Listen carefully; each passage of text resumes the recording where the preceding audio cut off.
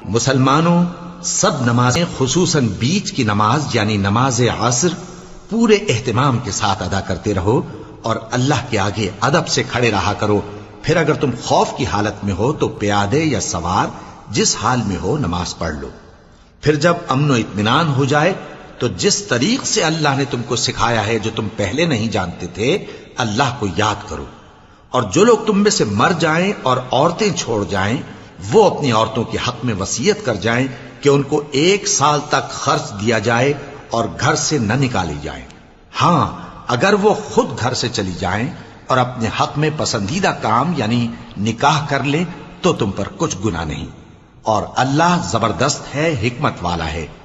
اور مطلقہ عورتوں کو بھی دستور کے مطابق نان و نفقہ دینا چاہیے، پرہیزگاروں پر یہ بھی حق ہے۔ اسی طرح اللہ اپنے احکام تمہارے لیے بیان فرماتا ہے تاکہ تم سمجھو۔ بھلا تم نے ان لوگوں کو نہیں دیکھا جو شمار میں ہزاروں ہی تھے اور موت کے ڈر سے اپنے گھروں سے نکل بھاگے تھے؟ تو اللہ نے ان کو حکم دیا کہ مر جاؤ، پھر ان کو زندہ بھی کر دیا۔ کچھ شک نہیں کہ اللہ لوگوں پر مہربانی رکھتا ہے، لیکن اکثر لوگ شکر نہیں کرتے۔ اور مسلمانوں، اللہ کی راہ میں جہاد کرو اور جان رکھو کہ اللہ سب کچھ سنتا ہے، سب کچھ جانتا ہے۔ کون ہے کہ اللہ کو قرض حسنہ دے کہ وہ اس کے بدلے اس کو کئی گنا زیادہ دے گا؟ اور اللہ ہی روزی کو تنگ کرتا اور وہی اسے کشادہ کرتا ہے، اور تم اسی کی طرف لوٹ کر جاؤ گے۔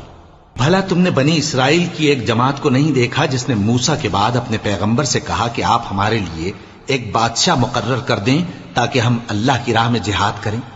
پیغمبر نے کہا کہ اگر تم کو جہاد کا حکم دیا جائے تو ایسا تو نہیں کہ لڑنے سے پہلو تہی کرو۔ وہ کہنے لگے کہ ہم اللہ کی راہ میں کیوں نہ لڑیں گے جبکہ ہم وطن سے خارج اور بال بچوں سے جدا کر دیے گئے۔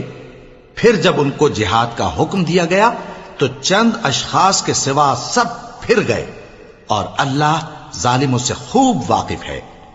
اور پیغمبر نے ان سے یہ بھی کہا کہ اللہ نے تم پر طالوت کو بادشاہ مقرر فرمایا ہے۔ وہ بولے کہ اسے ہم پر بادشاہی کا حق کیوں کر ہو سکتا ہے؟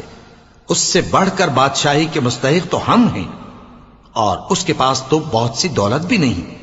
پیغمبر نے کہا کہ اللہ نے اس کو تم پر فضیلت دی ہے اور بادشاہی کے لیے منتخب فرمایا ہے۔ اس نے اسے علم بھی بہت سا بخشا ہے اور تن و توش بھی بڑا عطا کیا ہے، اور اللہ کو اختیار ہے جسے چاہے بادشاہی بخشے، وہ بڑا کشائش والا ہے، دانا ہے۔ اور پیغمبر نے ان سے کہا کہ ان کی یعنی طالوت کی بادشاہی کی نشانی یہ ہے کہ تمہارے پاس وہ صندوق آئے گا جس کو فرشتے اٹھائے ہوئے ہوں گے۔ اس میں تمہارے پروردگار کی طرف سے تسلی بخشنے والی چیز ہوگی اور کچھ اور چیزیں بھی ہوں گی جو موسیٰ اور ہارون چھوڑ گئے تھے۔ اگر تم ایمان رکھتے ہو تو یہ تمہارے لیے ایک بڑی نشانی ہے۔ غرض جب طالوت فوجیں لے کر روانہ ہوا تو اس نے ان سے کہا کہ اللہ ایک نہر سے تمہاری آزمائش کرنے والا ہے۔ جو شخص اس میں سے پانی پی لے گا اس کی نسبت تصور کیا جائے گا کہ وہ میرا نہیں، اور جو نہ پیے گا وہ سمجھا جائے گا کہ میرا ہے۔ ہاں، اگر کوئی ہاتھ سے چلو بھر پانی لے لے تو خیر۔ جب وہ لوگ نہر پر پہنچے تو چند آدمیوں کے سوا سب نے پانی پی لیا۔ پھر جب طالوت اور مومن لوگ جو اس کے ساتھ تھے نہر کے پار ہو گئے تو کہنے لگے کہ آج ہم میں جالوت اور اس کے لشکر سے مقابلہ کرنے کی طاقت نہیں۔